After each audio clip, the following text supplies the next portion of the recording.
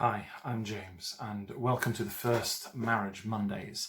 Every Monday from now on, I'm going to put out another video, and it's going to go through, first of all, this book. It's called Saving Your Marriage Before It Starts: 7 Questions to Ask Before and After You Marry. At the moment, we're all stuck in this coronavirus situation. We're stuck at home as of an announcement that our Prime Minister here in the UK has given last night, and that we have to stay at home. And that may be a strain for some of us with our families, in our marriages. And I think that this book and talking about our marriages could really help. So, through these chapters, like I said before, they ask 7 questions to ask before and after you're married. Full disclosure here, I bought this book before I got married, 4.5 years ago, and I've only just read it. So, better late than never. So the first question, the first chapter in this book is called Have You Faced the Myths of Marriage with Honesty? And I'd like to share with you the first myth tonight. Myth 1. We expect exactly the same things in marriage. The author here, it's a married couple, a man and wife, Dr. Les and Leslie Parrott, who have written this book. And they say, saying I do brings with it a host of conscious and unconscious expectations that aren't always fulfilled. And there are 2 major categories: unspoken rules and unconscious roles. Here's an example from their own marriage. One Christmas, we flew from Los Angeles to Chicago to be with our families for the holidays. The first night was at Leslie's house, as was my family's custom. I woke up early in the morning to squeeze in every possible minute with my family. Les, on the other hand, slept in. I interpreted Les's sleeping as avoidance and rejection, and felt he did not value time with my family. It's embarrassing to me, I told Les. Everyone is up and eating in the kitchen. Don't you want to be with us? But Les, on the other hand, didn't understand her intensity. What did I do? I was just catching up on sleep. I'm jet lagged.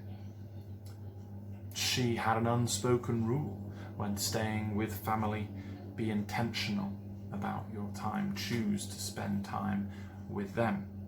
He didn't know that.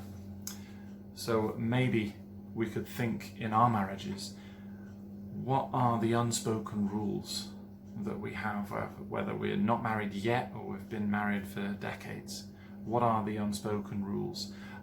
For one example, for us, we like to buy free-range eggs and free-range meat when we can. Maybe a small thing, but it's something that we like to do. It could be, there are a few examples that they have here. Always leave butter on the counter, not in the fridge. Controversial. Don't work too long or too hard. Always celebrate birthdays in a big way. Maybe before next time, you would like to think with your spouse about what your 10 rules, unspoken rules, might be. And once they've been spoken about, maybe they're easier to follow.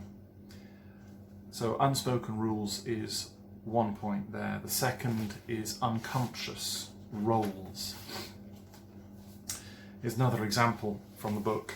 Mark and Jenny ran into their unconscious roles head on when they returned from their honeymoon and began to set up house, arranging furniture, organising closets and hanging pictures.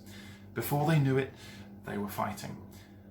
Where do you want this table? Mark asked. I don't know. Where do you think it should go? Jenny replied. Just tell me where to put it, Mark said, exasperated, over and over again. They repeated this scenario, each one looking to the other to take the lead, but neither one doing so. They realised through marriage counselling a little later the reason for this. Jenny's dad was a fix-it kind of person with a decorator's eye, whereas Mark's dad was a busy executive who hardly knew how to replace a light bulb, and his mum was the one who organised the home. So all they were doing was taking the roles that their own parents had brought them up in, the roles that their parents had, and acting them out, expecting each other to fit into those roles. Now, there are several roles that we might have in marriage: the shopper, the cleaner, excuse me, the cook, the gift buyer, the navigator. Whatever it is, we can choose those roles. There are no hard and fast rules to those roles. It says here later in the book, don't believe the myth that you and your partner automatically come with the same expectations for marriage. Instead, remember, the more openly you discuss your differing expectations, the more likely you are to create a vision of marriage that you agree on. Not a copy of your parents, but one that is unique to the two of you.